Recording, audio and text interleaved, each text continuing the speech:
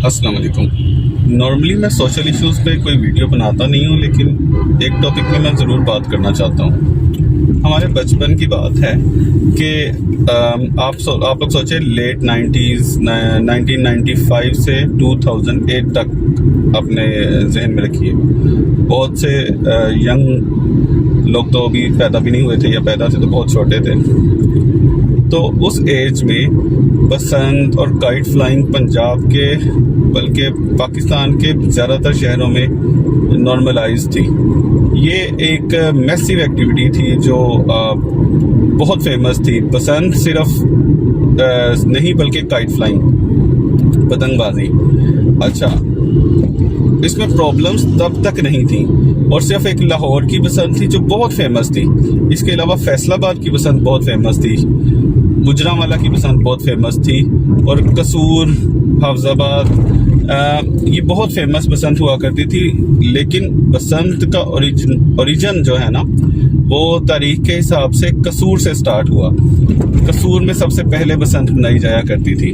अब हमारे मुल्ला हजरात हमेशा बसंत के दिनों में यही आवाज़ें लगाते थे कि ये हिंदुआना रस्म है, ये गुस्ताखाना रस्म है। हालांकि तारीख में इसका कोई सबूत नहीं मिलता है कि कोई हिंदुआना रस्म है या मुसलमान मरे थे तो हिंदुओं ने जश्न के तौर पर ये पतंगें उड़ाई थी। ऐसी कोई ऑथेंटिक हिस्ट्री नहीं है ये। खैर, मुल्ला हजरात ये हमेशा यही क्लेम करते रहे, और बड़ी एक नॉर्मल सी चीज़ होती थी। छोटे साइज़ की पतंगे ज़्यादातर इस्तेमाल होती थी। 99% एक मुनासिब तावा, 1.5 तवा तक की गुड्डियाँ इस्तेमाल हुआ करती थी, और कॉटन की डोर आती थी जिसमें कुछ पाकिस्तानी और कुछ इंडियन ओरिजिन का धागा होता था। एक पूरी फेस्टिविटी होती थी। मोहल्ले के सारे दोस्त मिल के दौड़ लगाया करते थे, प्लान करते थे कि जुमेरात को दौड़ लगाएंगे, जुम्मे को गुड्डी उड़ाएंगे। पैसे इकट्ठे किया जाते थे, ये सारा कुछ। काम खराब कहाँ से हुआ? काम खराब हुआ जब इसमें चाइना की इंटरवेंशन आ गई और ये इंडस्ट्रियलाइजेशन आ गई। सारा दिन लगा करता था डोर लगाने पे, और ये महंगी हुआ करती थी। उस दौर में भी काफ़ी महंगी हुआ करती थी। मुझे याद है कि अगर आपने 1000 मीटर डोर लगानी है तो उस वक़्त, जब डॉलर शायद 50 रुपये का भी नहीं था, तो 1500 रुपया लग जाया करता था 1000 मीटर डोर के लिए। और फिर आप सारे दिन वो माचा गाड़ते थे, और फिर उसमें ट्यूबें जो हमारी ट्यूब लाइट्स होती थी शीशे की, ये जो ख़राब हो जाती थी वो सब से इकट्ठी करके उसको पीस के शीशे उसमें डाल के डोर लगाई जाती थी, रंग डाला जाता था, और फिर उसको सुखाया जाता था, फिर पिन्ने पे लपेटा जाता था, और वो हैंडमेड होती थी। और ये हम सब ये किया करते थे। मेरे अपने पेरेंट्स के साथ यही कमिटमेंट होती थी कि क्लास में पोजीशन लेकर आऊँगा तो आप मुझे गुड्डी उड़ाने देंगे। तो इसी मोटिवेशन में मैं हमेशा फर्स्ट आया करता था। करते कराते डॉक्टर बन गया। खैर, प्रॉब्लम मैं बता रहा था आपको हुई चाइना से। मशीन पर ये प्लास्टिक की डोर बनना शुरू हो गई। अब वो फिर हमारे यहाँ मार्केट में वो इस तरह बिकती थी कि उसको अब वो क्लेम करते थे बेचने वाले कि आप हाथ से तोड़ नहीं सकते। अब एक चीज़ जो हाथ से नहीं टूट रही, तो वो अगर गर्दन में पड़ जाती है, कोई उड़ाते हुए फंदा लग जाता है, तो वो कैसे टूटेगी? तो तब गर्दनें कटनी शुरू हुई।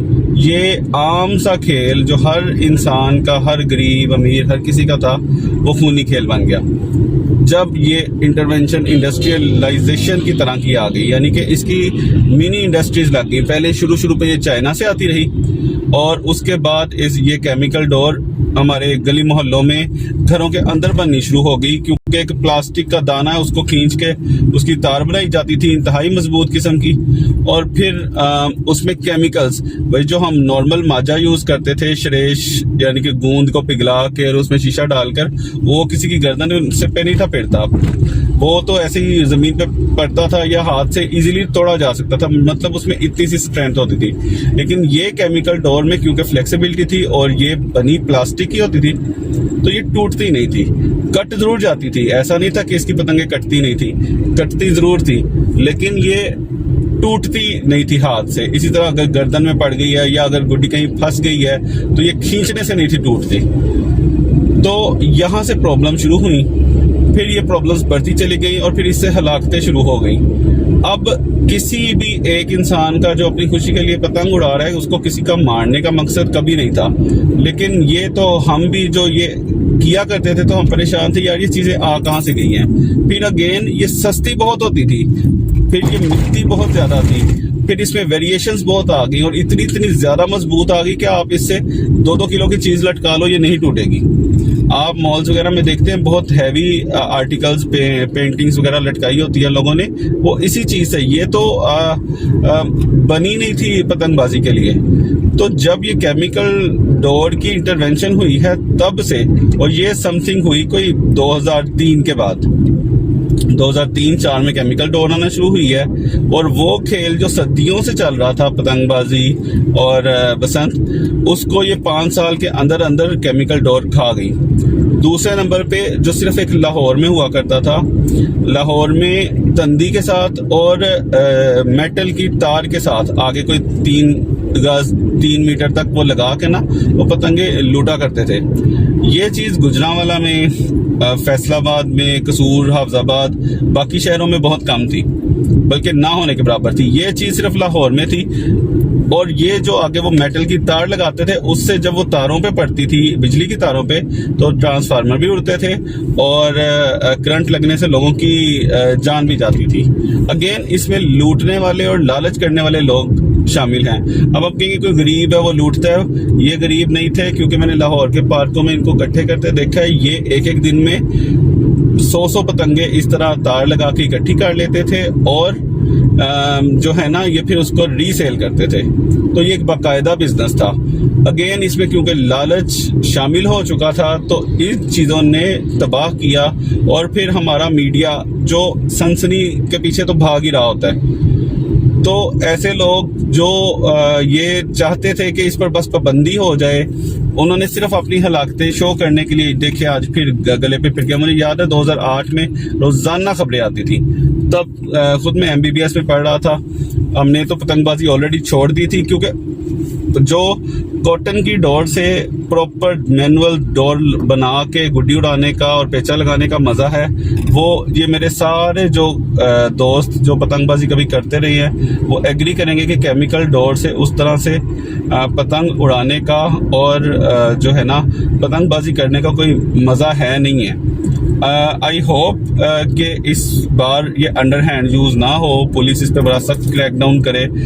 उड़ाने वालों को छोड़े, मैन्युफैक्चरर अगर बिल्कुल कंट्रोल में आ जाते हैं तो एक बहुत बड़ी एक्टिविटी हो जाएगी और इससे बहुत सारा जो है ना एक रेवेन्यू जनरेट होगा पूरे सूबे के लिए। अगर 2008 में, 2007 में, 2006 में जब लाहौर में बसंत हुआ करती थी तो यहाँ से गुजरांवाला तक 70 किलोमीटर तक लाइनें होती थी गाड़ियों की जो लाहौर आ रहे होते थे। तो अगर आज से 20 साल पहले इसका इतना बड़ा स्केल था तो आज के दौर में उसका स्केल कितना ज्यादा हो सकता है। लेकिन सिर्फ ये 2-3 चीजें हैं जिनका ख्याल करने की जरूरत है। एक तो ये हवाई फायरिंग वगैरह, वो थैंक्स टू CCD हवाई फायरिंग वगैरह कंट्रोल्ड है। आप अपना जो है मजा करें, इंजॉय करें, लिमिट में साइज हो पतंगों का, लिमिट में साइज हो डोर का। एक मैंने देखी कल एक साहब की वीडियो, वो अपनी गर्दन में रख के तोड़ के दिखा रहे थे कि ये टूट जाती है, गर्दन पे नहीं फिरेगी। तो अगर ऐसा है तो ये इजाजत मिलने में कोई हर्ज नहीं है और अगर ऐसा होता रहेगा तो इसकी इजाजत मिलती रहेगी। लेकिन अगर गवर्नमेंट को तंग किया गया और वही फिर अंडरहैंड केमिकल डोरें भी चल गई और जो है ये मेटल की डोरें भी चल गई तो मुझे लगता है ये पाबंदी भी परमानेंट हो जाएगी। और ये मैं गवर्नमेंट के हलकों को भी बता दूं कि ये लाहौर में नहीं मैन्युफैक्चर हो रही होती केमिकल, इसका सबसे बड़ा मरकज फैसलाबाद है।